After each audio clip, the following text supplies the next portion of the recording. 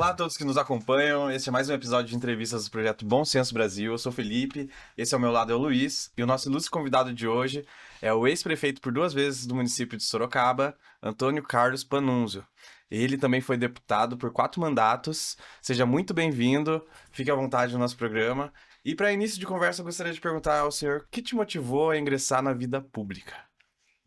Bom, antes de mais nada, eu quero agradecer o convite que vocês me fizeram para que trocar as ideias e, eventualmente, ter chance de levar o nosso pensamento a um universo maior do que nós 4, 5 aqui presentes.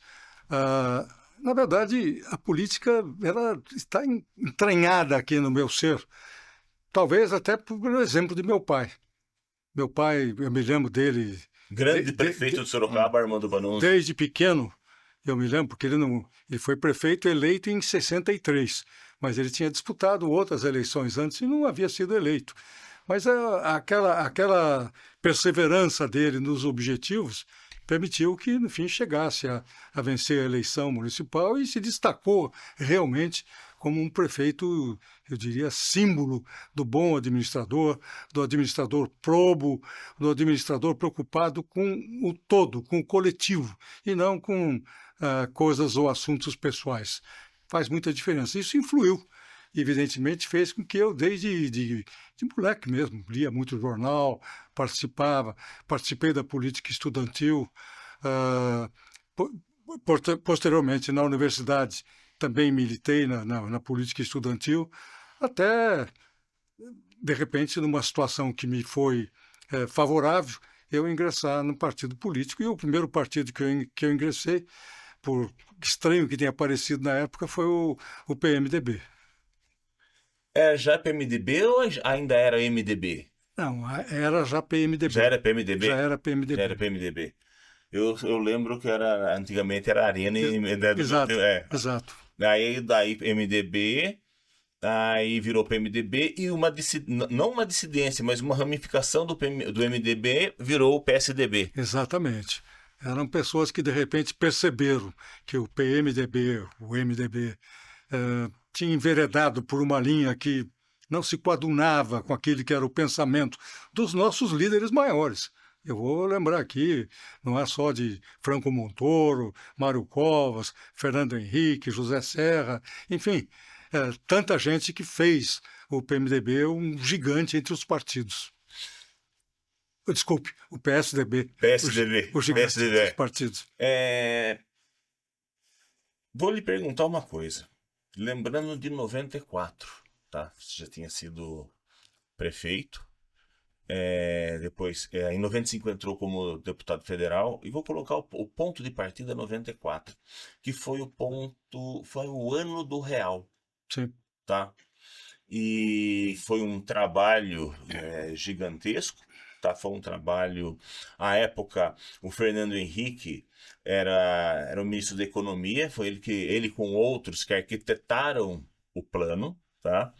E nesse momento, que foi um grande ponto econômico, marco econômico para o Brasil, tá? Nós tínhamos uma situação econômica, social, vamos dizer assim, de destaque, né, no cenário mundial. E tínhamos alguns países, né? Vou colocar, por exemplo, a época China, Índia, né? Rússia, que não estavam assim. A Rússia hoje está mais capenga, né? Por conta de guerras, as coisas tá complicada. Mas tinham aí, vou colocar China, Índia, principalmente China, tinham uma condição econômica de PIB similar ao do Brasil. Nós saímos de R$1, nós começamos R$1 e nós tínhamos tudo para crescer, nós tínhamos tudo para, dentro de um cenário econômico, fazer um grande avanço, e não fizemos. Hoje, esses outros países, essas outras nações, estão numa situação de destaque na economia que nós não chegamos. Pelo contrário, nós ficamos estagnados. Você era político à época, ainda é político, mas estava comandado.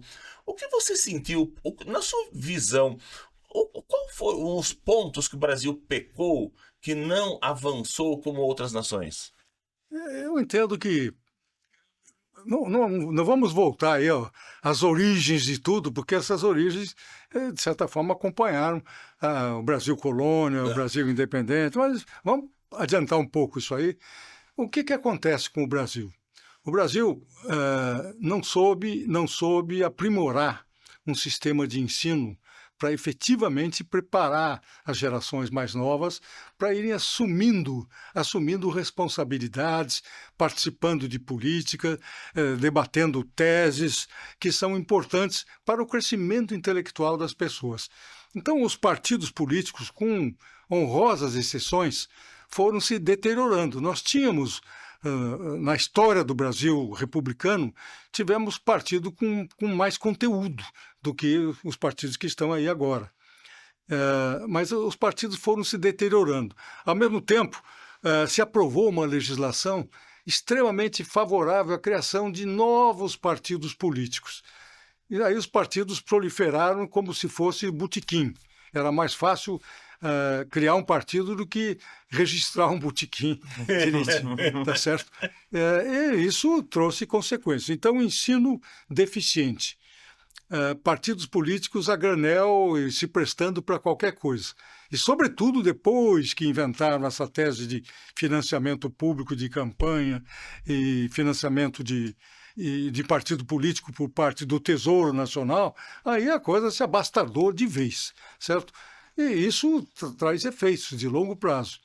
Traz efeitos. E os efeitos são esses. Os demais países que nós vimos, talvez com um pé de igualdade em nível de desenvolvimento, eles seguiram evoluindo, com governos austeros, cada um com os tipos de governo que era aprovado pela maioria. Não temos aqui que fazer críticas ao chinês, porque eles adotaram o comunismo como linha de crescimento. O fato é que trouxe resultados. Os hindus não adotaram o comunismo, mas conseguiram também um bom nível de crescimento e preparação das gerações mais novas para assumir os desafios que se apresentariam e se apresentaram no futuro. Talvez o exemplo mais gritante que nós tenhamos aqui seja o da Coreia. Eu acompanhei bem isso aí, porque a minha geração, de certa forma, começou a ter percepção do que acontecia no mundo nos anos 50. E nos anos 50 eu já estava alfabetizado. Já estava cursando, acho que já tinha o primeiro grau. Naquela época era o grupo escolar completo. O meu era grupo escolar, o meu era grupo escolar. Grupo escolar ginásio. Exato, e eu me lembro ainda, fiz o grupo escolar de 5 anos. Isso foi muito bom. Me deu uma base muito boa para depois avançar no ginásio, colegial e na faculdade.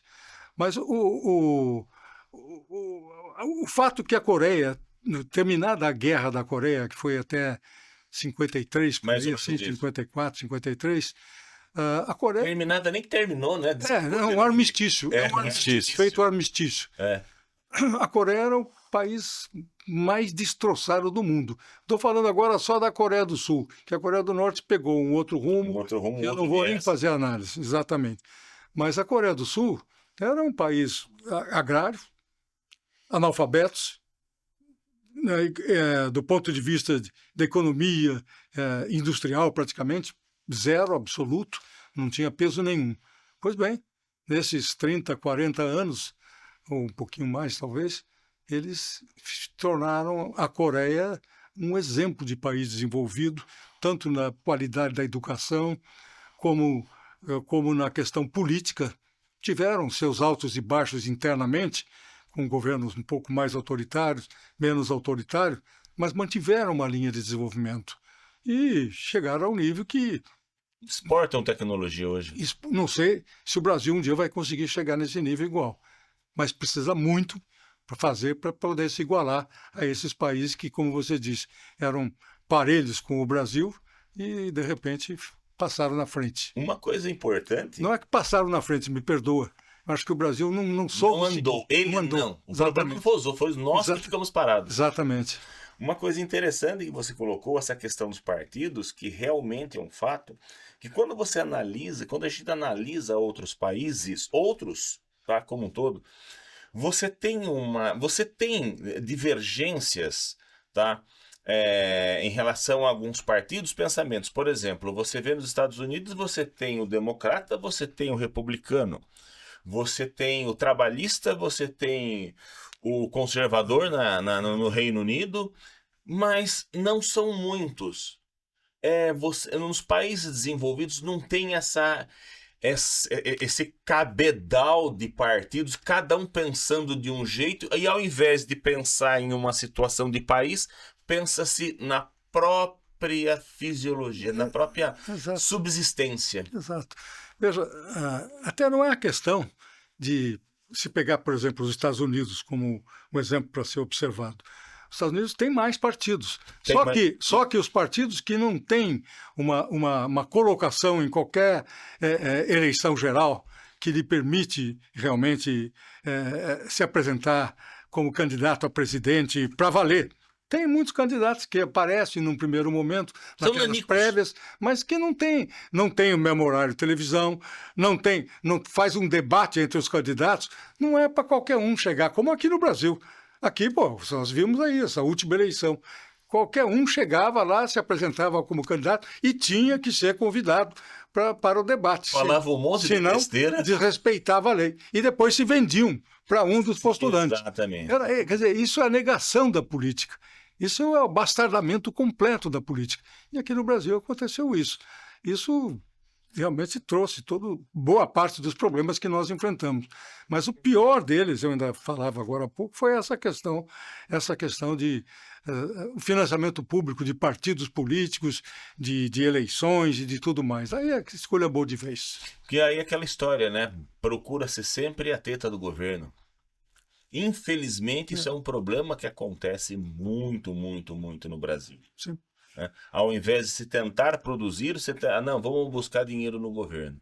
Na realidade, acho que você sentiu bastante isso no governo também, como prefeito, porque não é só na prefeitura de Sorocaba, as pessoas pensam que a prefeitura, pensa que o poder público é um cofre sem fundo que você vai ficar pedindo favor e dinheiro lá. Sim. Mas, infelizmente, é isso. Yeah. E o partido, Panunzio?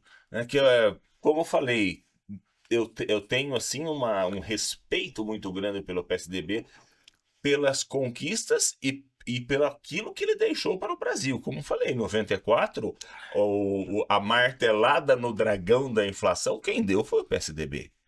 O presidente ainda era o Itamar, mas a força toda foi Fernando Henrique e a equipe que ele montou. Exatamente. E aí, o que aconteceu com o PSDB? Pois é, o PSDB, veja, eu de certa forma vivi esse período todinho em posições influentes no partido. Eu fui presidente do partido no estado de São Paulo, fui líder da bancada, fui vice-líder do governo. Então, eu acompanhei bem de perto esses vai-vens que aconteciam. Faltou, a meu ver, depois da sucessão do segundo mandato de Fernando Henrique, faltou unidade. Nós tivemos em eleições alguns que não se sentiam bem de apoiar o candidato daquele momento, e esses candidatos daquele momento podiam ter sido o Serra, foram o Serra, foram o Geraldo Alckmin, né? E acabavam não fazendo esforços para participar, depois foi o Aécio, inclusive, você está esquecido do Aécio, para participar do processo eleitoral em si, dar uma força e mostrar unidade. Isso afetou e diminuiu as nossas possibilidades de ganhar eleições sucessivas depois.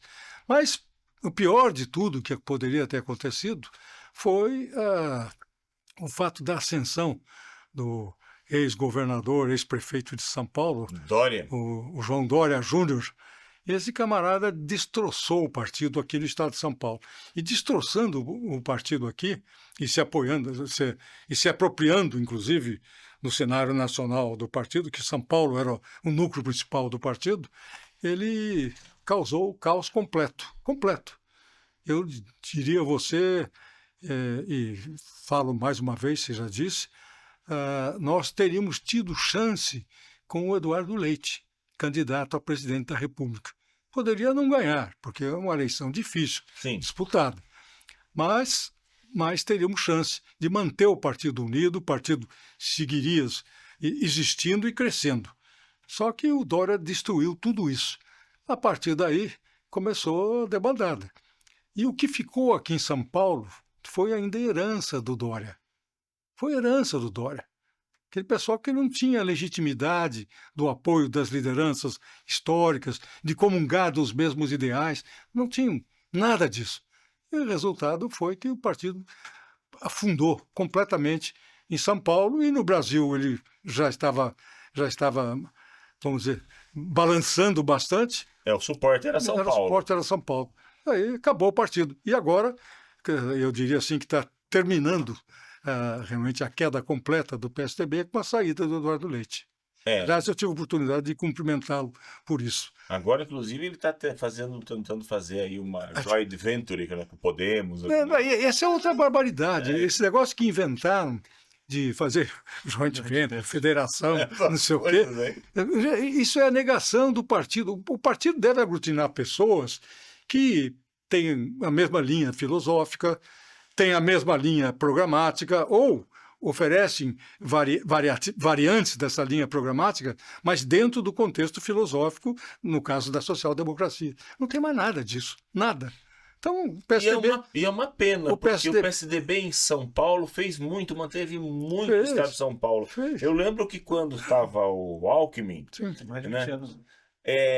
enquanto outros estados estavam problemas, estava tendo aí em outros estados greve de polícias que não tinham salário, podia falar o que fosse, mas aqui em São Paulo se mantinha. Sim. Aliás, é bom você salientar isso, porque eu vejo muita crítica aqui a São Paulo por parte significativa da imprensa, do maneiro geral. Não vou entrar nem na questão da mídia alternativa, porque essa eu não sigo, assim, mas da imprensa em geral, muita crítica. Só que, quando fazem essas pesquisas, vem que São Paulo disparou na frente. Na questão da criminalidade, por exemplo, o índice mais baixo do Brasil é São Paulo, por cada 100 mil habitantes. Porque não adianta querer comparar São Paulo com o Distrito Federal. O Distrito Federal tem 2 milhões de habitantes, 3 milhões, não sei quanto tem. São Paulo são 40 e tantos milhões de habitantes. Então não é número absoluto, é número na proporção da população. E São Paulo evoluiu. São Paulo, as universidades paulistas cresceram em qualidade. São Paulo, na questão da criminalidade, deu um passo enorme para frente. São Paulo criou isso foi o atual governador, não é nem ato do PSDB no passado, mas o atual governador ele tem que ser elogiado por isso. Criou a complementação do SUS, é o SUS paulista, que viabiliza mais o atendimento do SUS para a população de São Paulo. Todas essas coisas fazem um diferencial tremendo. E esse diferencial realmente não está sendo aproveitado por quem? Por quem poderia aproveitar que tivesse ligações com a social-democracia. E quando assim, uma coisa interessante, que quando a gente vê, eu vou falar assim, por experiência, de estudos que nós fizemos, e não estou fazendo nenhuma segregação, mesmo porque eu falo até com isenção. Meus pais são nordestinos, com muita honra, tá? Sim. Mas quando a gente analisa São Paulo com outros estados, principalmente, e eu estava fazendo essa pesquisa do Nordeste, quando a gente olha, a gente vê situações de cidades, tá?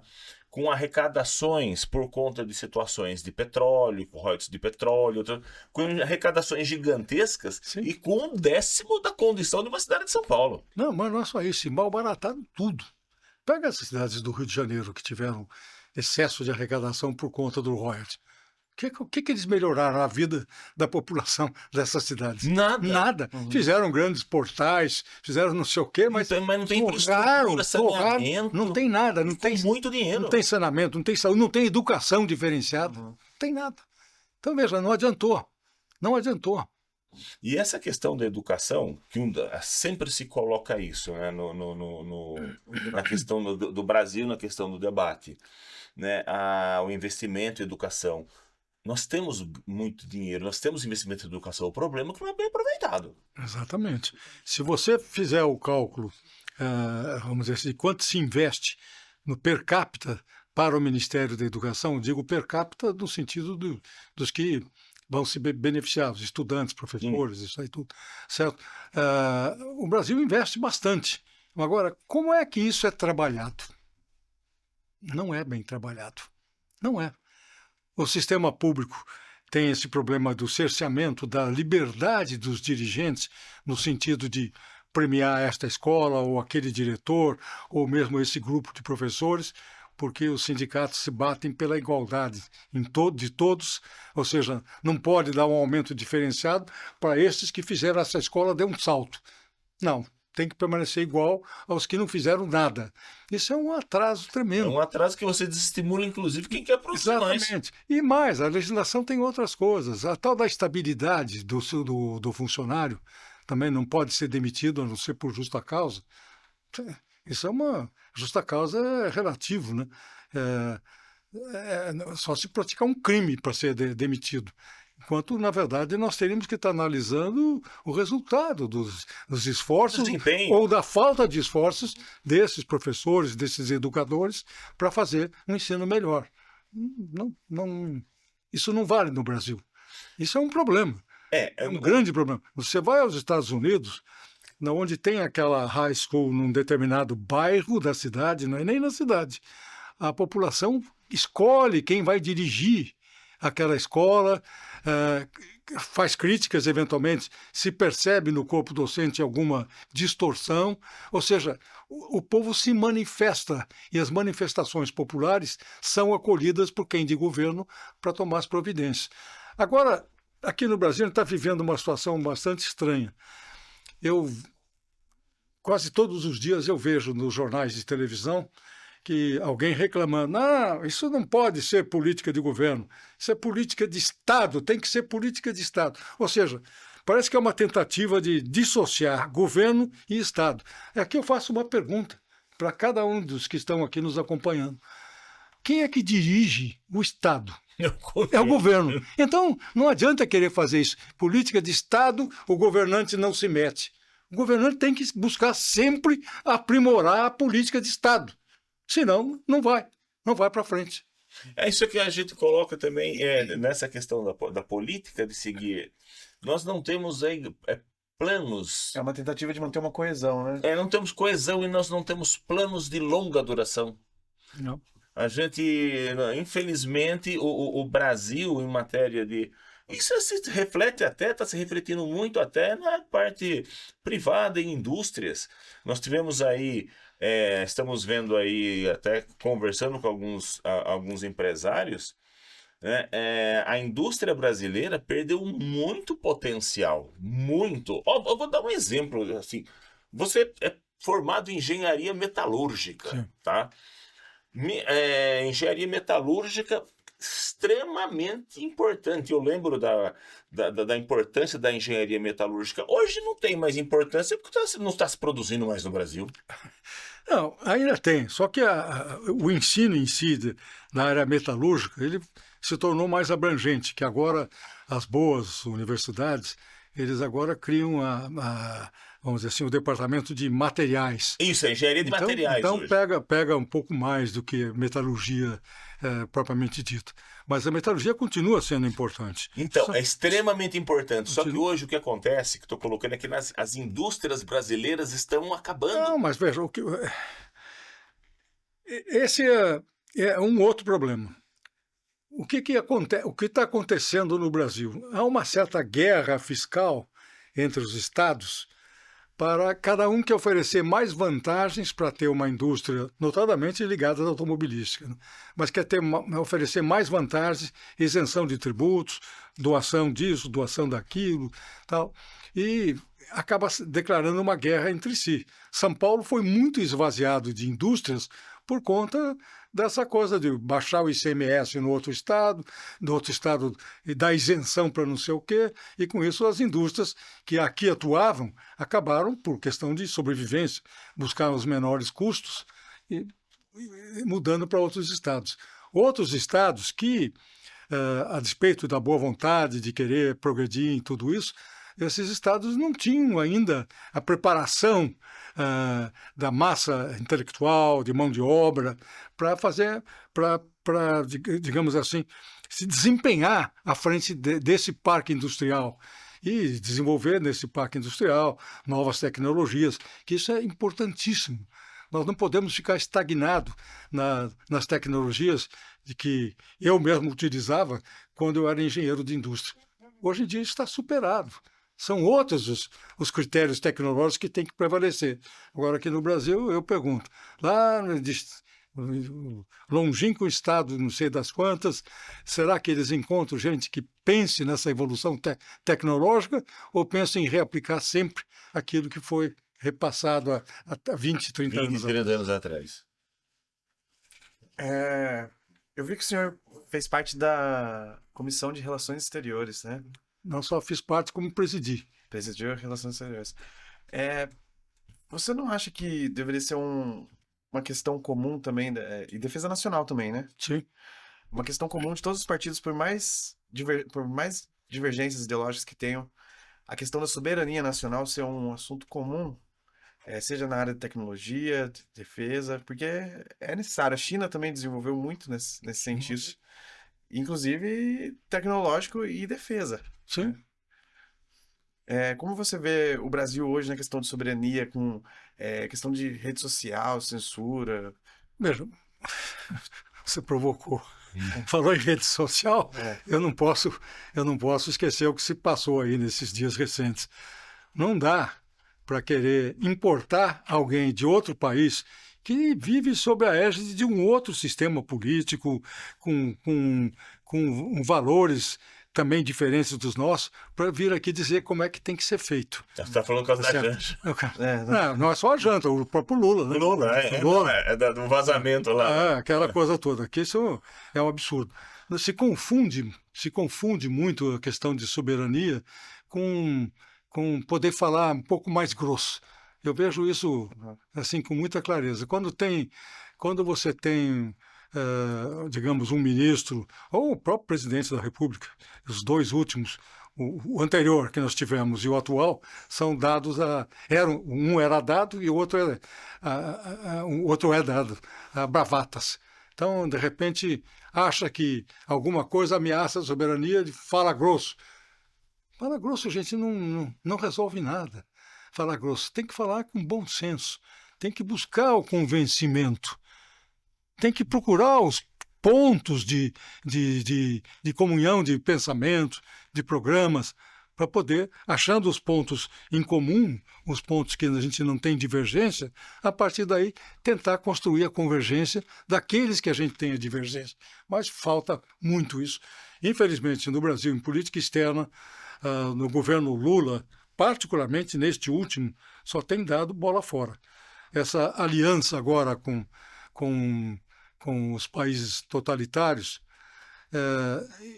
veja, aliança política. Eu acho que você tem que ter boas relações com todos, mas aliança política vai dizer, bom, o que vai nos trazer de positivo tentar sustentar o Maduro com subterfúgios, enquanto ele estava na ditadura mais declarada lá, está na ditadura mais declarada na Venezuela.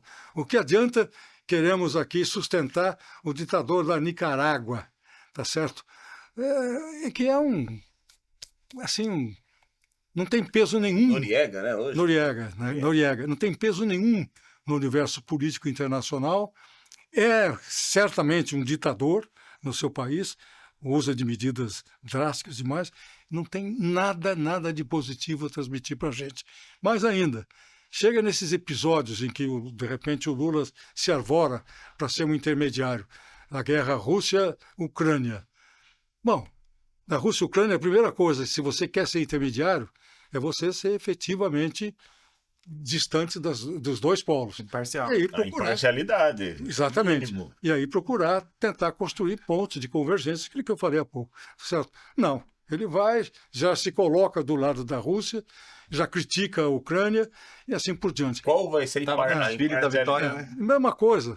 achar que, de repente, ele aqui, com um pitaco qualquer, ele pode, de repente, encontrar a paz lá em Gaza.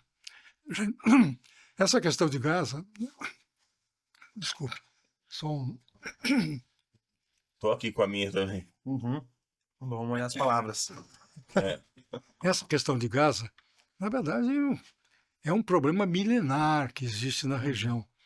Tem que se encontrar, tem que se buscar uma solução, não tem dúvida, eu acho que tem. Certo? Mas não é também sendo partidário. De repente coloca o Hamas como um interlocutor tão válido quanto um governo democraticamente eleito. Não dá para fazer isso, certo? Então, nós temos errado um bocado nisso. E há um preço que se cobra desses erros todos. Vai perdendo a credibilidade o país. Veja, o país está entre as 10 economias maiores do mundo. Isso é uma posição boa, porque dado o nosso potencial, certo?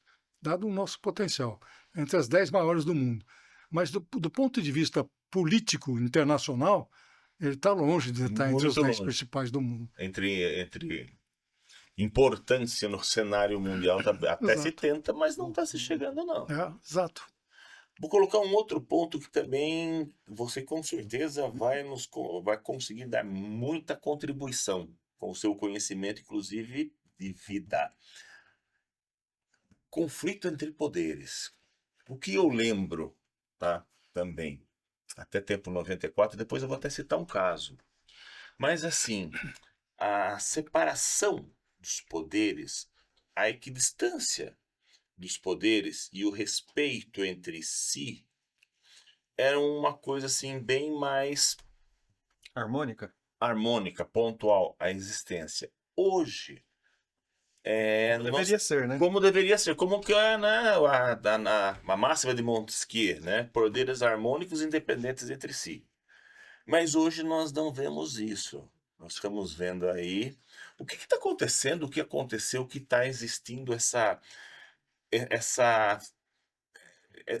um poder se miscuindo no outro e tirando o poder do outro, e essa briga entre os poderes que, ao contrário de produzir algo, só atrasa.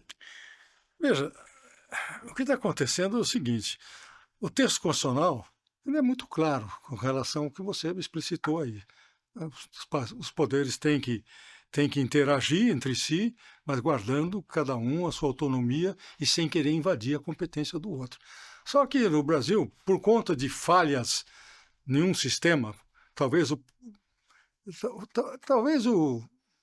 primeiro a mostrar assim caminhos difíceis e falhas no sistema próprio tenha sido o legislativo. O legislativo começou a perder qualidade. Em perdendo qualidade, começaram a despontar lideranças que buscavam compensar essa falta de competência para influir nos destinos da nação, buscar o quê? Recursos financeiros para si, para o seu partido, para o seu sindicato, para a sua agência não sei das quantas, e isso trouxe problemas sérios. O executivo, em função disso, e em função também em função do pacto federativo vigente neste país aqui, o executivo foi perdendo força. Você vê agora. Então, tem um projeto de lei para aumentar ainda a participação de deputados. Quanto à Constituição, muito clara. Ao número. São Paulo já está no teto há muito tempo. Então, São Paulo não pode aumentar, mas outros estados pequenos vão aumentando. Cada vez mais a distorção acontece no Pacto Federativo. Uma diluição maior, inclusive, do estado de São Paulo. E aí, com essa, digamos, enfraquecimento do Legislativo e do Executivo, o Judiciário se assoberbou.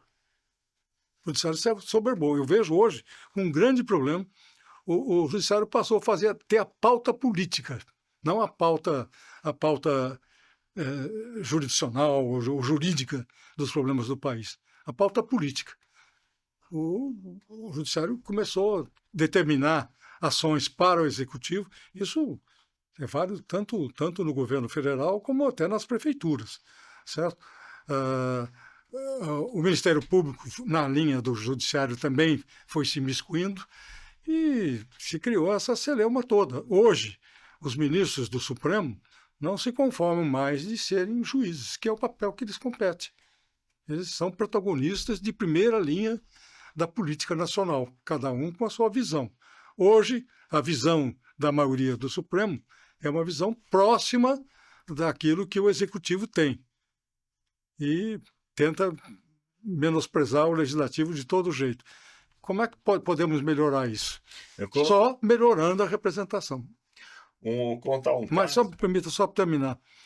A Constituição de 88, ela é um fator que não pode ser ignorado.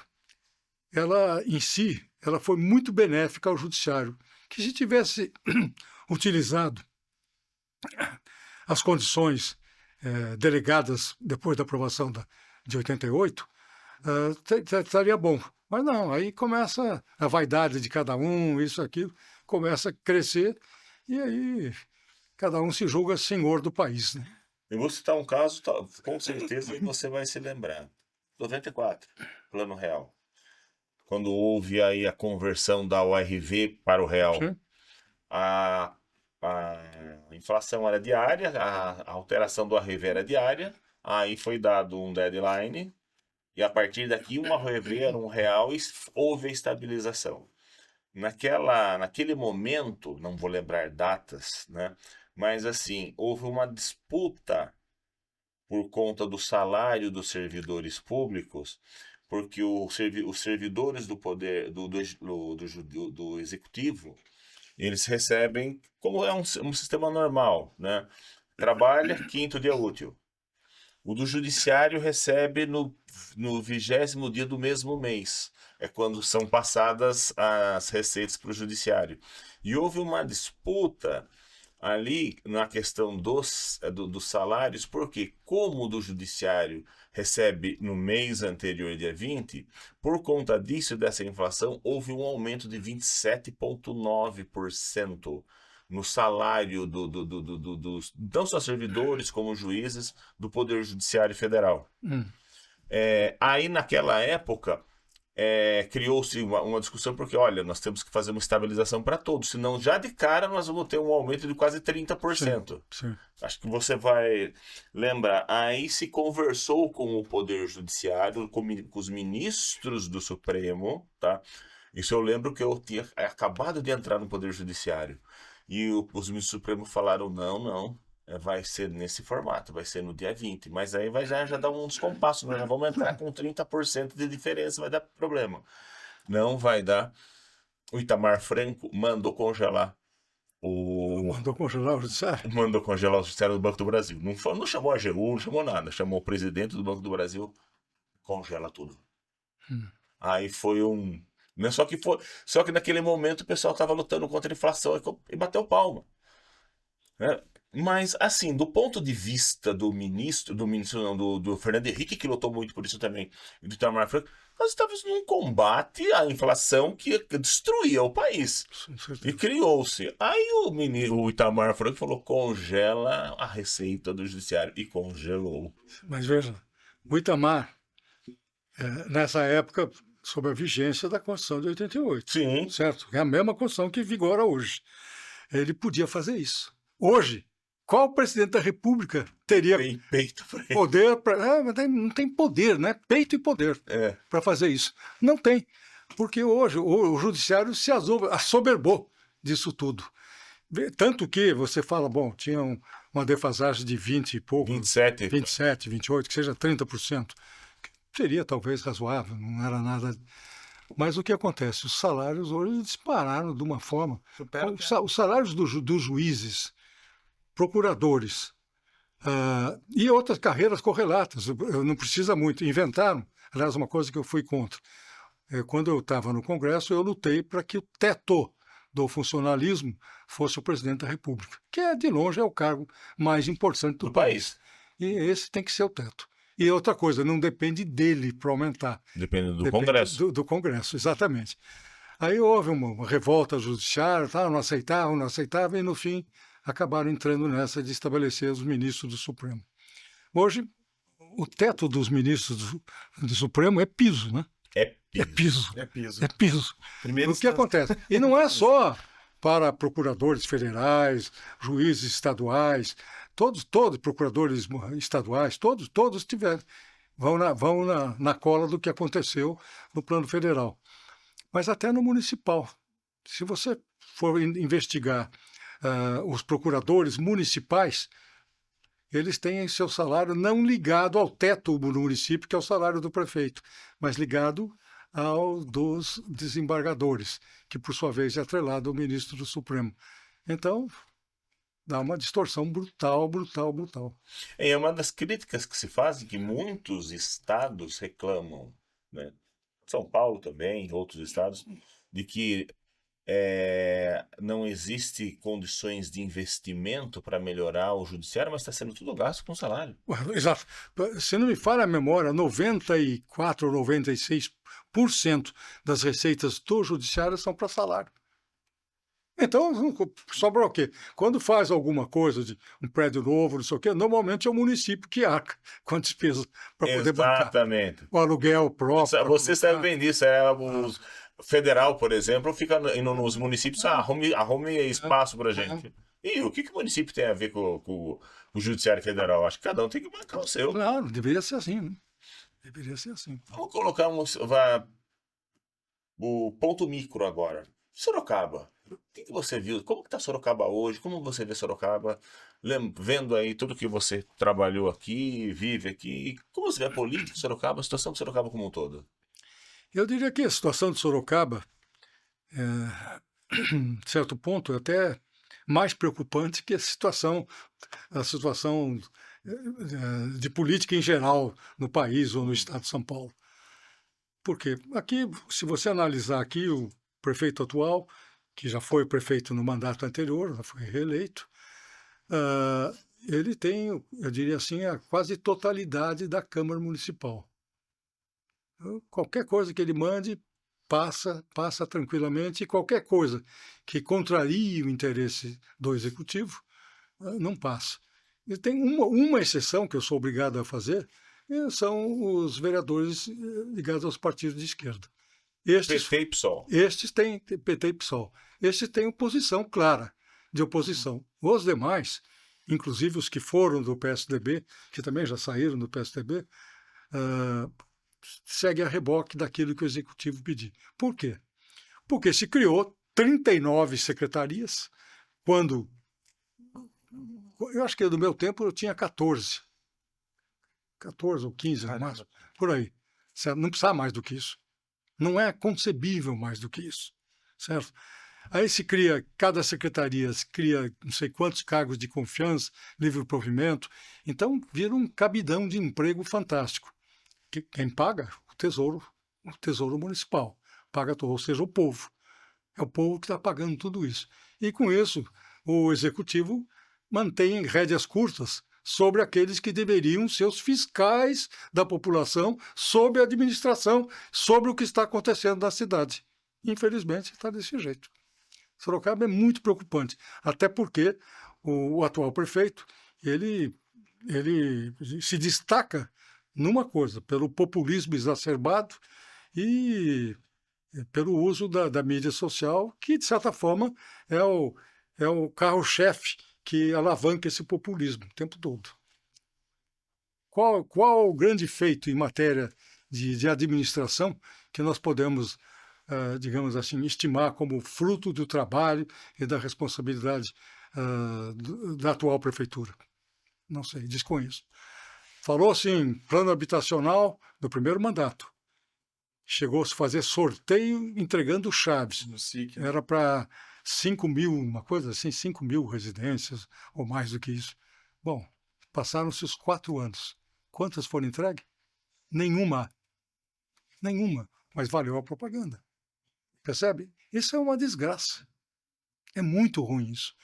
Por outro lado, o que a gente vê? Esse cenário todo de baixa qualificação do legislativo e populismo exacerbado no executivo não tem estimulado os jovens a participar da política. De repente as pessoas ficam olhando, dando risadinha com um filminho mais engraçado ou menos engraçado, chorando às vezes por alguma coisa que está faltando, mas ninguém está entrando. Eu não vejo valores novos de juventude entrando para valer no debate político e pleiteando fazer parte da vida política da cidade. Uma coisa interessante que a gente fala assim dos estudantes é que... Você tem alguma coisa para Não, já. continuar? Continue a aula. Uma coisa que era muito... não era comum, mas era muito estimulante e de grande importância era a participação nos movimentos estudantis. Então, os centros acadêmicos têm importância. Os debates políticos que aconteciam lá. Sim. Covas foi do movimento estudantil. A UNE. Você mesmo colocou, Eu? foi do estudantil. Fui aqui em São Paulo, que eu estava em São Paulo, mas aqui em Sorocaba nós fundamos a Luz, Liga Universitária Sorocabana, com os estudantes de fora e mais os daqui, que vamos dizer assim, queriam atuar politicamente. E veja, isso em pleno governo autoritário. Mas fundamos, fazíamos reunião, às vezes ia alguém do Exército para Dá uma olhar olhada. o que estava fazendo, mas também nunca interferiu em nada. Mas existia essa importância e o interesse na participação. Mas, infelizmente, hoje realmente deixa muito a desejar. Muito. E uma coisa importante, interessante, quando você faz uma comparação com outros países, vamos colocar Estados Unidos, que tem um sistema universitário muito forte, né? Embora o Trump esteja tentando destruir, mas acho que não vai conseguir. Mas a participação dos universitários, na realidade é assim, né? Lá é diferente, lá tem as alumnis. Então, quando você sai, por exemplo, eu sou um egresso de Harvard, sou um formado de Harvard. Não, você não é formado, você é Harvard, sempre. Você faz parte sempre dessa comunidade, de Yale, Princeton. Aqui não, hoje no Brasil, você não tem essa ligação, até por culpa das próprias universidades também. Certo? Tá? Que não estimulam essa vida universitária, essa continuidade. Mas sabe qual é um dos grandes problemas que a gente vê aqui? Você citou as grandes universidades americanas, como poderia citar as grandes europeias, históricas universidades europeias. Eu pergunto, você conhece alguma delas, americanas, europeias, que tem ações na Bolsa? Não. Não, porque não existe. Agora, aqui no Brasil, hoje, está cheio de universidades com ações na Bolsa. Quando tem ações na Bolsa, qual é o objetivo primeiro? Lucro. É o lucro. Acabou. Aí o ensino é secundário. Gente, esse modelo está errado. Está errado. Isso é uma coisa interessante que nós já comentamos isso. Hoje, você não forma profissionais, você não forma seres humanos, você dá canudo. Sim. Você é uma fábrica de canudo. Sim. E eu sempre falo para as pessoas, até para as minhas filhas que fazem universidade, uma inclusive hoje faz doutorado, eu falo, olha, um grande problema do estudante brasileiro, quando você compara, por exemplo, com o estudante, seja o europeu, seja o americano, seja o chinês. Vou comparar com o chinês, japonês e outros. Lá eles têm a universidade... Tem festa, lá fora, nos Estados Unidos até tem as festas, mas eles têm a universidade como uma formação. Ali eles serão, é um mundo diferente. Quando você entra na universidade, muda o seu mundo. Exato. Aqui não, aqui o pessoal hoje em dia, antes era balada e agora só aqui no TikTok, no negócio. E aí quando sai, se forma, no outro dia. O dia seguinte da formatura, ele está com o canudo na mão, ele não sabe o que fazer. Exatamente. Exatamente. Olha, é realmente muito triste ver isso. Que ponto, né, que se criou essa distorção da cultura eu vou usar um termo até, do diploma na parede. Recebi, coloco lá. Aí está todo mundo feliz porque tem o diploma, mas e aí? E aí? Aí que vai começar. Certo? Aí que vai começar. Outra coisa que a gente paga aqui um preço é a questão da cultura predominante. Tem que mudar essa cultura. Aqui no Brasil se estigmatizou a palavra elite. Qualquer país, qualquer cidade precisa ter elite. quando se fala elite aqui, sempre acha, tem que pôr os milionários de um lado e os pobres. Não, não é isso quando se fala elite. Elite é exatamente o que você mencionou. O cara permanece naquele grupo ligado àquela universidade, àquela instituição, e nesse grupo, eles participam de debates políticos, filosóficos, econômicos, para analisar o seu contexto. O contexto social, contexto econômico, geopolítico do seu país. No Brasil não tem isso. Por quê? Não querem saber de elite. Elite não, elite é coisa do capitalismo selvagem. Outra coisa que se demoniza no Brasil é como se isso realmente... Você tem até que ter cuidado quando solta essa palavra, lucro. Não se pode ter lucro. Exatamente. Como se lucro fosse algo a ser demonizado. Lucro é o resultado positivo da empresa que trabalhou e investiu. Exato. Houve lucro, houve resultado. Mas não pode. Então, existem algumas questões relacionadas à cultura de Brasil. Sim. Que realmente... Sim. Felipe, O Brasil hoje, ele é uma social-democracia? Eu queria que você definisse social-democracia. Qual que é a base da social-democracia? Não. O Brasil não é uma social-democracia. O Brasil é um país capitalista, com um governo preocupado com a inserção social, com a desigualdade. Isso, não vou negar que eles têm essa preocupação, mas sem saber os meios para realmente conseguir fazer valer os seus objetivos. Ou seja, não adianta só, eu sou favorável à Bolsa Escola, a Bolsa Família, Bolsa Família, agora o pé de meia. Tudo bem, isso é um remedinho que deveria existir, se é que tinha que existir, por algum tempo, para aquele grupo. Não é para se eternizar no atendimento daquele setor, daquele grupo. E aí nós chegamos a distorções absurdas. Eu tenho como verdadeira informações que são divulgadas pela mídia, mostrando que vários estados do Brasil você tem um número muito maior de beneficiários das chamadas bolsas de auxílio de governo do que de carteiras assinadas. Gente, isso é uma distorção absurdo. Brutal, mas é o que está acontecendo aqui. E, infelizmente, essa é uma crítica. É uma crítica que eu faço ao PT. Isso eu, sem problema nenhum. Conheço pessoas de um lado e de outro, mas é uma crítica que eu faço. Você não cresce em nenhum país, você não dá desenvolvimento com bolsa.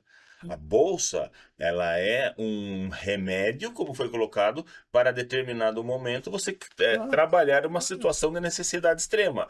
Mas a pessoa tem que crescer, trabalhar e produzir. Aí se começa a se discutir para criar impostos sobre grandes fortunas ou sobre quem ganha mais para distribuir para quem não trabalha. Mas esse imposto sobre grandes fortunas é um pouco de balela também. Porque com a isenção que viria em muito boa hora do imposto de renda sobre quem ganha até 5 mil, eu acho isso uma medida extremamente positiva. Mas, isso até mesmo porque você tem que corrigir, que nunca foi corrigido isso também. Mas vai ter um baque na arrecadação federal, isso é inquestionável. Sim. Vai ter um baque. Aí se inventou, não, agora nós vamos tributar os que ganham mais de 50 mil e com isso compensa a diminuição de receita daqueles que ganhavam do salário mínimo até 5 mil. Conversa. Não vai acontecer. Não vai acontecer porque esse pessoal que de alto salário normalmente não é empregado com folha de pagamento que desconta ali. Não, tem como, digamos assim, trabalhar para... não vou usar a palavra desviar porque podia sugerir alguma coisa errada. Trabalhar aí, vamos dizer assim... Trabalhar no sentido de que, uma parte é pro labore, outra parte não é, isso, aquilo. Contabilmente, de forma... Exatamente. Dentro da lei. Então, esse é um engano que eu gosto e que o governo do PT está fazendo para tentar justificar. Mas vai acentuar, para 2026 em diante, vai acentuar o problema de arrecadação do país. Não é nem o problema de arrecadação. Eu acho que o Brasil já arrecada muito. O problema de equilíbrio fiscal. O que nós temos hoje aqui? Nós somos super tributados. O brasileiro médio hoje é tão tributado quanto o escandinavo, sueco, norueguês, outros lá. Mais tributado do que o cara que mora na Inglaterra, que é o inglês, que mora lá no Reino Unido. Mas e o retorno? Acredito que seja mais do que o francês também. E, no entanto, e mais do que qualquer outro país da América Latina, de longe. A tributação aqui é pesadíssima. Agora, por que é insuficiente? É insuficiente porque os gastos, esses só aumentam, só aumentam, só aumentam. Não há corte de gastos. Aí se analisa agora o Milei na Argentina, que goste-se dele ou não. Eu tenho lá minhas restrições sobre o Milei, mas o fato é que ele conseguiu resultados extraordinários na Argentina até agora. Eu espero que ele consiga levar isso adiante. Agora, no Brasil não se corta a despesa. Por quê? Talvez até porque o Milei chegou e falou assim, eu vou fazer isso e tá com apoio popular e não quer saber se vai dar super salário para um ou para outro. Não, agora vai acabar. Sim. Chegou aquele presidente na Argentina que falou, vai acontecer. Se foi ideia dos cachorros mortos dele, sei lá onde foi, mas ele falou, vai ser feito. E começa a dar um resultado. Talvez seja um pouco disso que precise o Brasil também, né? Chegar e falar assim, olha, isso aqui não dá para acontecer. Eu sei, mas aqui, com O sistema sistema que nós temos, a partir de que tem um presidente mais ousado e que sinta que tem, digamos assim, algum apoio do Congresso para fazer isso, vem o judiciário, entra em cima e determina que pare. Essa é uma situação ruim que a gente vive. Temos que trabalhar bem a fundo isso. Eu gostaria de saber agora a sua percepção da questão da polarização. Você foi prefeito 2 vezes e teve 4 mandatos, né? No seu tempo era tão polarizado assim essa discussão, mais aguerrida assim? Não, era diferente ou se manteve? Eu vou só pegar o executivo que eu exerci. Eu nunca tive problemas maiores com a Câmara. Nunca. E a Câmara tinha a oposição do PT, dos partidos de esquerda, a oposição de alguns outros que hoje estão na base do prefeito, mas na minha época não eram da minha base. Até porque o meu critério de entendimento com o legislativo era de respeito, mas de autonomia. Certo? Respeito e autonomia. Algumas coisas eu não consegui fazer. Por exemplo, nesse último mandato, eu mandei um plano diretor, projeto de um plano, era o período de 10 anos da reforma do plano diretor da cidade, com contenção da construção de arranha-céu, colocando gabaritos, fazendo o zonamento mais adequado da cidade. A Câmara rejeitou tudo. Eu vetei o que a Câmara fez, derrubaram o meu veto, aí não podia fazer mais nada. Então, hoje, Sorocaba tem um problema grave porque a Câmara se rejeitou a fazer. Mas isso foi, digamos assim, um caso específico. Nas outras coisas, a intromissão, por exemplo, de querer governar com secretarias dentro da minha gestão, nunca tive isso. Nunca tive. Tive boa relação. E na Câmara Federal, eu posso dizer, eu tenho grandes amigos que eram do PT. Grandes amigos. Então, deputados de valor e tudo, que tinham uma linha filosófica, ideológica diferente da minha, mas conseguíamos conversar. Dentro de uma rede conversar. Não havia essa polarização. Se perdeu totalmente. Por conta do quê? Do exacerbamento de posições, tanto da esquerda como da direita. O Bolsonaro foi outra desgraça desse país aqui. Se você pergunta uma coisa, me permita perguntar, que eu pergunto para todos, você acredita que a Terra é plana? Olha, essa é uma pergunta que devia ser feita para todo cidadão, mas para que ele procurasse explicar como é que ele entendia que a Terra sendo esférica, tá?